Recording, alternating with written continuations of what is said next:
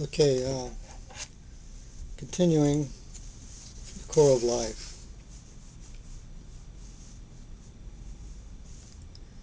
Therefore, collectively we represent the God consciousness. We were the God then, and we are the God today. Only today we are individualized expressions of that oneness. I'm just repeating that last sentence. But let us strive to understand that we are now visualizing our state in the beginning, if we can. There were no solar systems in the sense of the word. Planets had yet to be brought into manifestation. We were all living within the etheric consciousness. But we were fused together. We had our spiritual body, but it was so minute that it cannot be adequately described in the language of today. We will not say that it had no description, but it is more accurate to place ourselves in the category of being just a part of the collective whole. So there we were, a part of the great consciousness called the core of life, the source of all. Now you can imagine it the best way you can. I can't help you on that. In fact, it is very difficult even for me to imagine it. The core of life is like a great sun. Some of you disciples try to picture the core of life as a consciousness, composed of wonderful temples, buildings, structures, and very beautiful places. However, this is not the way that I want to describe it. The core of life is the life force itself. It is the universal God Self that feeds the individualized God Self within your soul. And the God Self within your soul is you. When you actually become attuned to the core of life, you become conscious of pulsating with it. You then realize that you are receiving that great force which enables you to move about in your physical body.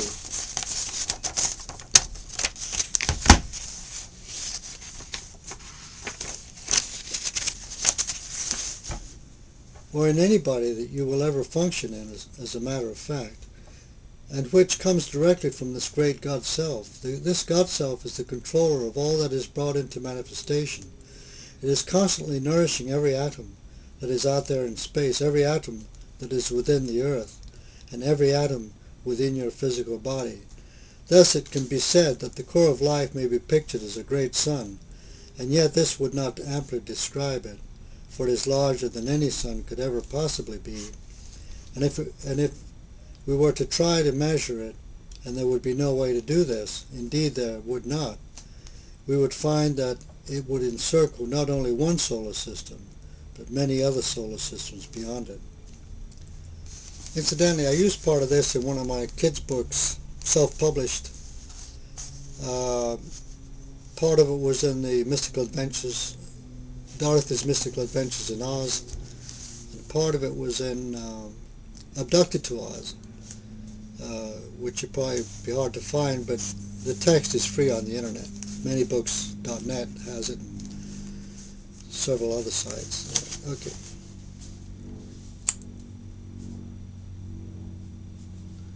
Now, where is the great core of life? Just where is that great ovalness of light, power, and creation? If we are able to see the planets, the stars, and various other bodies in the great consciousness of immensity, can we as divine entities, as advanced souls, also see the core of life? Can we go there in our spiritual body in the same manner as we are privileged to visit the various divisions in immensity? Is it our privilege to observe it in our spiritual body?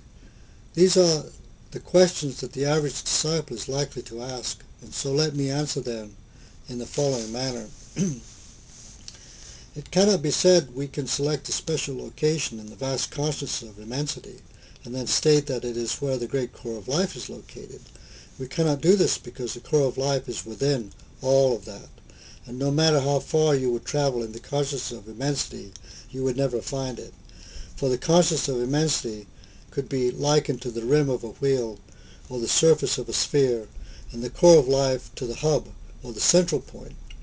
However, the soul, being a part of that great core, is pulsating in perfect rhythm with the core of life, and thus you are permitted, after you have reached a certain level in your initiation, to go immediately to the core of life and become conscious of that core of great illumination. Then you may say to yourself as an individual entity unto the consciousness of God, this is from whence I came, this is where I return, this is where I receive my supply.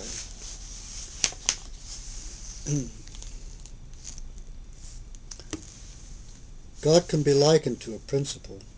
Your consciousness while in that state is then a far cry from the mortal state of consciousness of a small inquiring child who asks his parents who God might be.